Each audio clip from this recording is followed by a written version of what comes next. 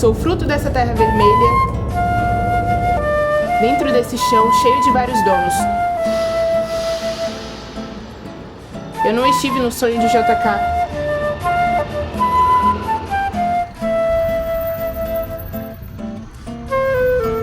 Mas eu tenho orgulho de onde venho e dos meus. Fora o plano central. O que acontece que é você ver no Movit e o ônibus aparece lá, mas não aparece na vida real. Então é isso, gente. 9h22. E nada do que o ônibus ia passar. E, gente, é isso. Chegando aqui no trabalho, 10h35. Até que foi rápido. Peguei estrutural, gente. Não passou setor gráfico. Eu acho que deve ter passado na hora que eu cheguei. Às 8h40. Opa, gente, saindo aqui do trabalho. São 7h40. Vamos ver aqui se vai demorar muito o ônibus. Hoje não teve muitas coisas pra fazer pra além. Vou contar pra vocês. Eu pego aqui no SIG pra voltar pra casa. Acabou de aparecer que daqui a 15 minutos vai passar um ônibus. Se daqui a 15 minutos não passar um ônibus, aí eu tenho que decidir se eu espero o que vai ser 8h40, 9h, ou eu desço pra rodoviária, pego, né, passo mais um ônibus, pra ver se eu pego na rodoviária pra ir pra cá. Então você fica nesse negócio de esperar.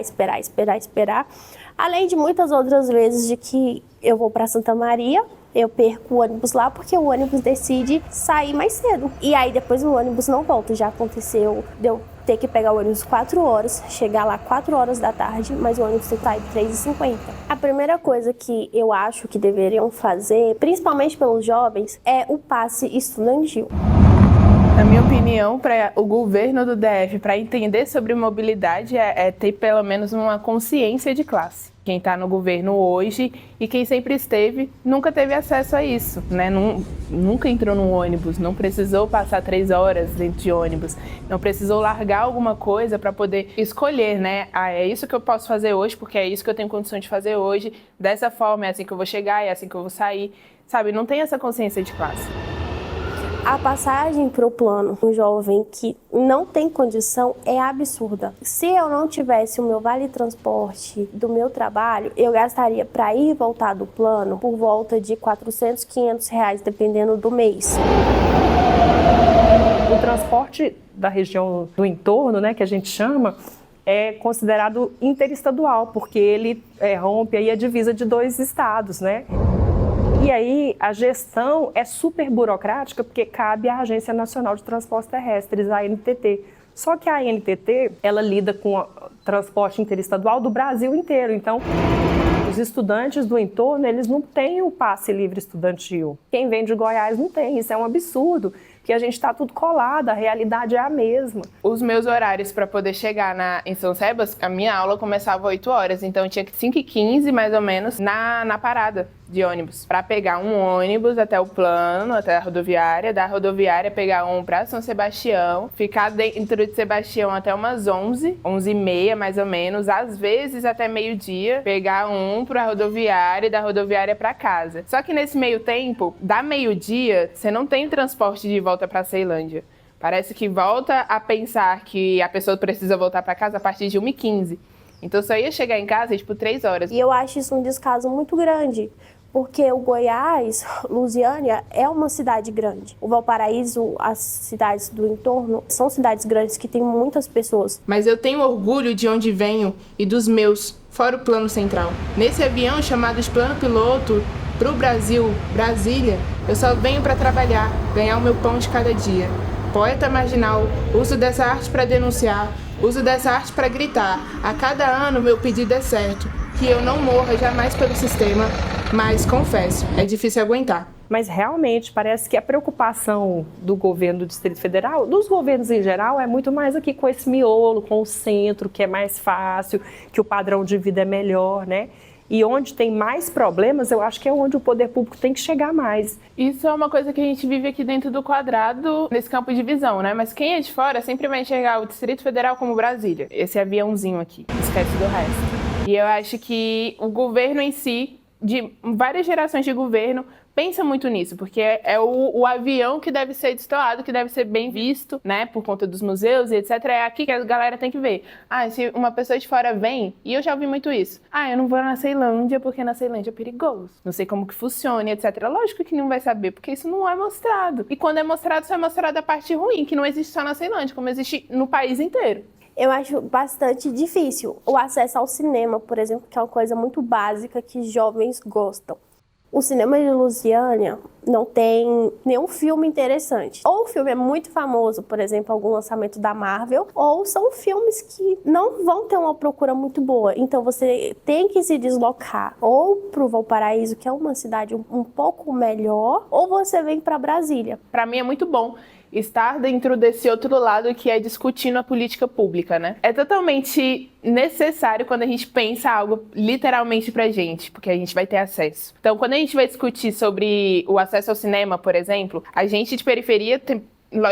De forma direta, a gente pensa no cinema dentro de shopping, mas a gente poderia ter acessos a pontos de cultura que estão escassos. Então, se o governo em si olhasse para esses pontos, sabe, dentro do Gama, que tinha a sala de cinema que tá, né, toda escateada, tem Taguatinga, todos esses lugares assim, sabe, pensar em um lugar, um ponto de cultura dentro do Recanto, Santa Maria, todos esses lugares que pudessem ter um espaço para a cultura dentro de teatro, cinema, shoppings e etc, até lugar para ter shows, a gente teria muito mais convivência com a arte em si.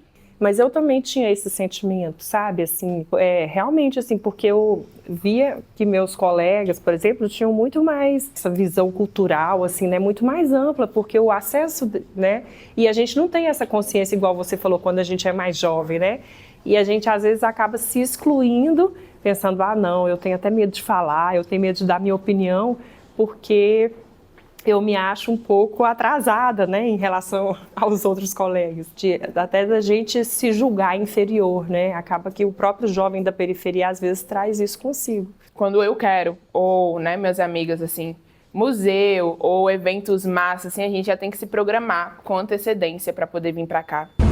Pensar em horário, pensar em Uber para voltar, se a gente vai conseguir lugar para dormir, se a gente vai alugar uma noite em algum lugar, porque não vai ter como voltar para casa. Descemos e subimos a escada de novo, que o Uber aceitou agora, porque substituiu o outro. Mas assim, eu acho que se a gente não pegar esse Uber, a gente perdeu o ônibus. Então a gente vai ficar dependendo de Uber. É muito ruim quando pensa que só o eixo, só o plano piloto tem direito à cultura. Esses dias mesmo teve um show da Isa no Guará, que muitas pessoas do próprio Guará descobriram que ia ter o evento no dia, quando a pessoa já estava postando. A gente fica muito à mercê do que esperam que seja sempre o eixo, né? E quando a gente vai querer fazer alguma coisa dentro da periferia, ainda é questionado, né?